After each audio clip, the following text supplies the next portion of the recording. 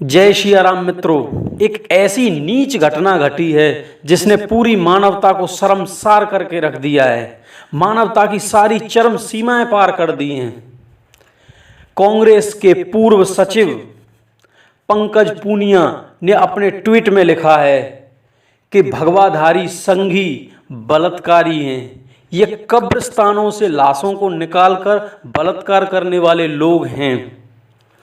ये अपनी ही बहनों के सामने नंगा होकर जय श्री राम का नारा लगाते हुए हस्तमैथुन करने वाले लोग हैं। सारी चरम सीमाएं पार कर दी इस ट्वीट ने। ये हो क्या रहा है हमारे देश में? ये कौन लोग हैं? ये पंकज पूनिया किस का नाम है? ये है कौन? किस धर्म से, किस मजहब से है? ये कौन लोग हैं? ये हिंदू हैं, इस्लामिक हैं, जिहादी कौन हैं ये लोग? आप सोचिए, हिंदुओं को बदनाम करने के लिए, भगवाधारियों को बदनाम करने के लिए ये कांग्रेस इस कदर गिर गई है। इसने सारी चरम सीमाएं पार कर दी। अरे डूब मरो ऐसे हिंदुओं। यदि अगर तुम हिंदू नहीं हो सकते हो तो हिंदू नाम करने का दिखावा क्यों करते हो दुष्टो? सीधा सीधा इस्लामिक अपना लो।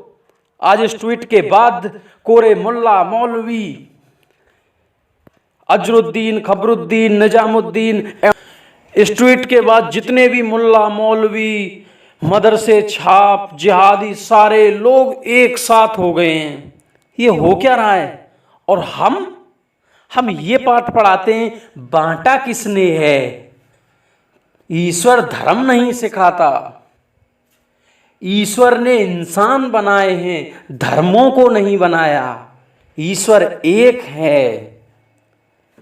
ईश्वर एक है। कभी उस मदरसे में जाके पूछो, कभी वो जो नमाज जो पढ़ी जाती है उसको हिंदी में पढ़वा कर देखो। अल्लाहु अकबर। अल्लाह एक है, रसूल उसका एक है। ईश्वर के अलावा कोई और पूज्य नहीं है। मैं इस बात की गवाही देता हूँ। ये मुल्ला, मौलवी, सारे मोमीन इस चीज़ का नारा लगाते हैं, इस चीज़ की गवाही देते हैं। ईश्वर के अलावा कोई पूज्य नहीं है। और मंदिरों में अल्लाह ईश्वर तेरो नाम, सबको सद्बुद्धि दे भगवान। सबको ऐसी सद्बुद्धि दी है। ये पढ़ा लिखा ज्ञान है, ये पढ़े हुए लोग हैं, ये सद्बुद्धि हैं, ये भाईचारे और मानवता और सेक्युलरिज्म है। हिंदुओं का विरोध, इस्लामिकों की चमचागिरी, इस्लामिकों जिहादियों के साथ मिलकर हिंदुओं के खिलाफ षड्यंत्र करना, ये सेक्युलरिज्म है, ये भाईचारा है। अगर हिंदू अपने हक के लिए, अपने किसी भी चीज़ के लिए, अपने हक के लिए अगर लड़ता है तो हिंदू देश का बंटवारा चाहता है। और यदि हम इस्लाम के साथ मिलते हैं, उनके नगाड़ों के साथ ढोल की तरह बजते हैं, तो हम सेक्युलर हैं, भाई भाई हैं। मैं देखता हूँ हज़ारों पोस्ट आती हैं, हमारे हिंदू ही डालते हैं कि ये देश में ये झगड़ा करा रहे हैं, इन लोगों से बचो। देश में झगड़ा कौन करा रहा है? मेरे सनातन भाइयों, यदि आप लड़ाई लड़ नहीं सकते, उनके खिलाफ बोल नहीं सकते, तो केवल आप उन लोगों के साथ खड़े हो जाइए जो इन इस्लामिक जिहाद और इन कांग्रेसियों के खिलाफ जो आवाज़ उठाते हैं, जो लड़ते हैं। केवल उनका साहस बढ़ाइए, उनको आगे बढ़ाइए, उनकी हर बात को दूर दूर तक पहुंचाइए। आप ये काम तो कर सकते हैं। यदि एक आवाज उठाने वाले के साथ 10 केवल साथ में खड़े होने वाले हो जाएं, तो आवाज बहुत बुलंद हो जाती है, उसकी आवाज बहुत भयानक रूप ले लेती है। मेरा आप सभी से ये अनुरोध है कि जितने भी मेरे भाई जो जिहाद के खिलाफ आवाज उठा रहे हैं, आपको समझा रहे हैं, जो जिहादी और कांग्रेसियों के खिलाफ लड़ रहे हैं, उनका हर तरीके से सपोर्ट कीजिए। ये आपका दायित्व है। सोशल मीडिया के जरिए आप उनको सपोर्ट कीजिए, उनको बढ़ावा दीजिए, ताकि हर ये बात हर उस सनातन हिंदू तक पहुंचे और वो अपनी आंखें खोलकर देखे कि उसके साथ देश में क्या क्या षड्यंत्र हो रहा है। और हमें पता भी नहीं है कि कैसा षड्यंत्र हमारे ही खिलाफ हो रहा है। हमारे देवी देवताओं को बदनाम किया जा रहा है। बात देवी देवताओं को बदनाम करने की नहीं है, बात सीधा सीधा ये हम लोगों से हमारी धर्म, हमारी संस्कृति धुतलाकर हम लोगों को के साथ क्या करने वाले ये आप खुद सोच सकते हो। ये सीधा सीधा इस्लाम का षड्यंत्र है और आप सब लोग समझ भी नहीं पा रहे हैं। जब कोई आवाज़ उठाता है, कोई इस्लाम जिहाद के खिलाफ, कोई कांग्रेसी के साथ कोई आवाज़ उठाता है, तो यहाँ अपने ही लोग उनका मुंह बंद कर देते हैं। पहले तो अपने ही लोगों से लड़ना पड़ता है। कम से कम सोशल मीडिया पर तो कम से कम सपोर्ट करो।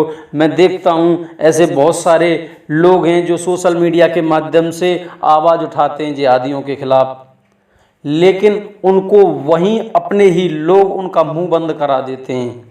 मेरे सनातन भाइयों, आपसे हाथ जोड़कर इतनी विनती है, यदि आप आवाज़ नहीं उठा सकते तो उनका हर तरीके से सपोर्ट कीजिए।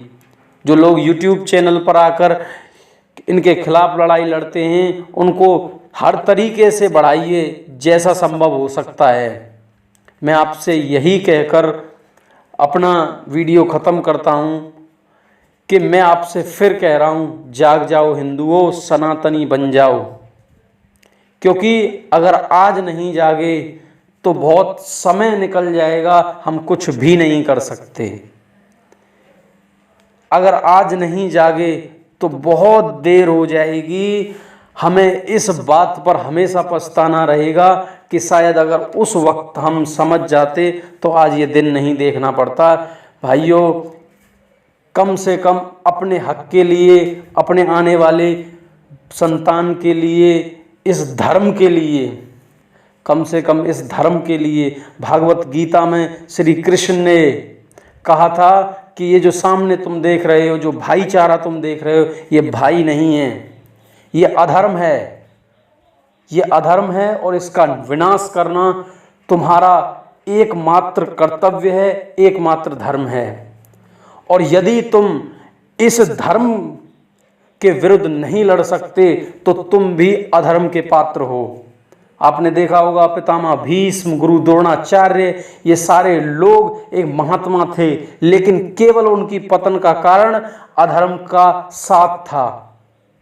अगर वो अधर्म का साथ ना देके धर्म के साथ होते तो तस्वीर कुछ और ही होती, लेकिन अधर्म का साथ दिया, वो भी वीरगति को प्राप्त हुए।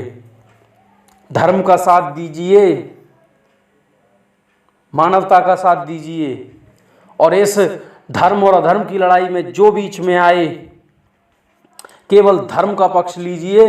और यही मेरा सभी सनातन भाइयों से अनुरोध है, भागवत गीता पढ़िए, क्योंकि 17 अध्याय पढ़ने के बाद भी अर्जुन को ये समझ नहीं आया था।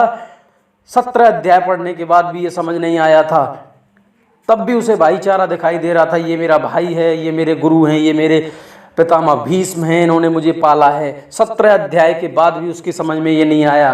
फिर श्री कृष्ण ने अंत में अपना विराट स्वरूप दिखाया और उन्होंने सिर्फ ये कह दिया कि तुझे कुछ नहीं करना है, सिर्फ जैसा मैं कहता जा रहा हूँ वैसा करता चला जा, तू मुझ में लीन हो जा, मैं तेरे सारे पापों को क्षमा कर दूंगा।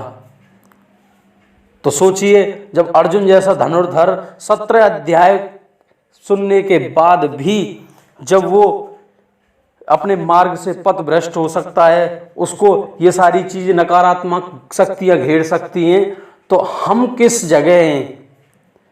आज जो सोशल मीडिया पर यूट्यूबर हैं, हमारे सोशल मीडिया पर कहीं भी फेसबुक पर, ट्विटर पर जो हमारे संत हैं, साधु संत हैं, ये हमारे केवल और केवल वही भगवान के भेजे हुए दूत हैं।